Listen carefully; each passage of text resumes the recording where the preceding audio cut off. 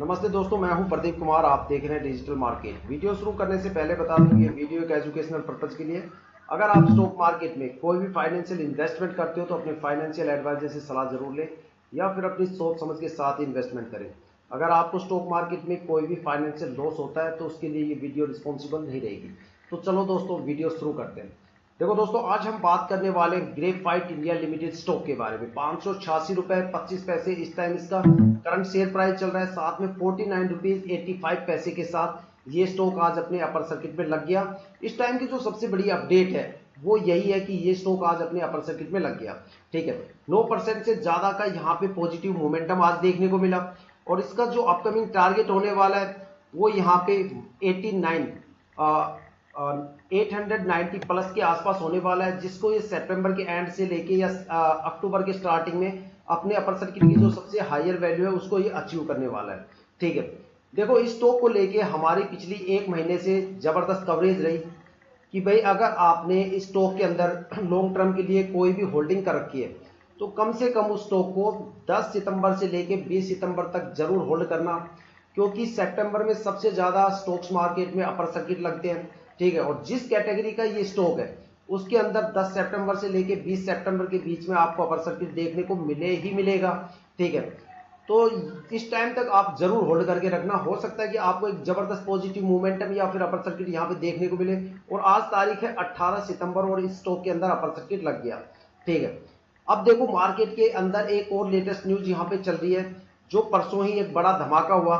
ठीक है, तो देखेंगे कि भाई उस धमाके से इस स्टॉक पे क्या फर्क पड़ने वाला है। ठीक है, काफी बड़ा धमाका हुआ है। अगर आपको मार्केट के बारे में अपडेट नहीं है तो वो धमाके के बारे में मैं बताने वाला हूँ। धमाका इतना बड़ा है कि सजलोन जैसी कंपनी के शेयर्स लगातार 3 दिन से गिरावट का सामना कर रहे हैं। जेपी पावर, रतन पावर में जबरदस्त गिरावट हो रही है। आईआरएफसी जैसे स्टॉक्स में जबरदस्त गिरावट का माहौल बन गया। साथ में आईटी कंपनी के जो स्टॉक्स है वहां पे इन्वेस्टर्स की दब के ठुकाई का माहौल बना हुआ है।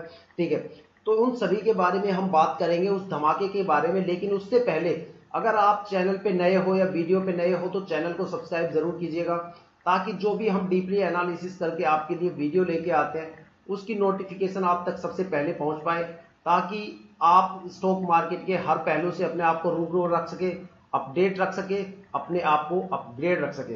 देखो यहाँ पे जो सबसे बड़ा धमाका हुआ है वो धमाका किया है एफआईआई ने।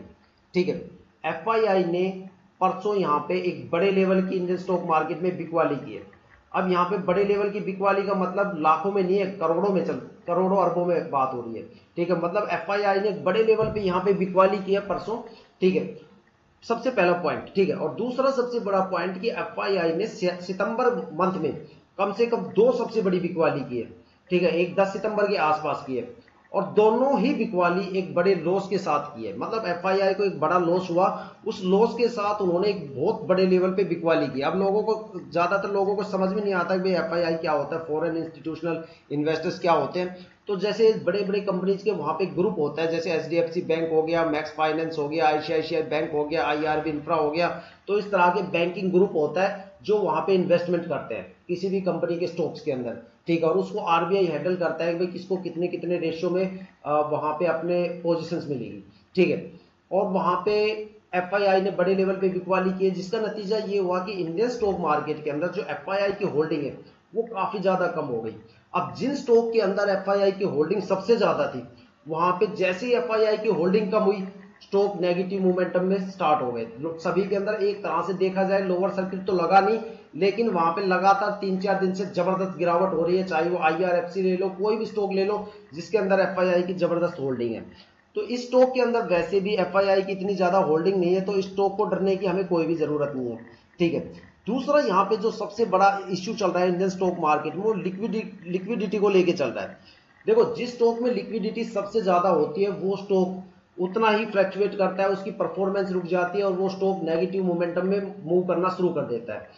अगर किसी स्टॉक के फंडामेंटल खूब जबरदस्त है और अगर उसके अंदर लिक्विडिटी सबसे ज्यादा है तो चाहे उसमें एमआरएफ के फंडामेंटल क्यों ना डाल दो, उस स्टॉक को गिरने से कोई नहीं रोक सकता। लेकिन जिस स्टॉक के अंदर लिक्विडिटी सब, वो स्टॉक पॉजिटिव मोमेंटम के साथ आगे बढ़ जाता है। और जिस स्टॉक के अंदर लिक्विडिटी ना के बराबर है वो वहां से मल्टी बैगर बन के निकलता है। जैसे देवांगरी शुगर के नाम से जो स्टॉक है वो मल्टी बैगर स्टॉक बनने वाला है।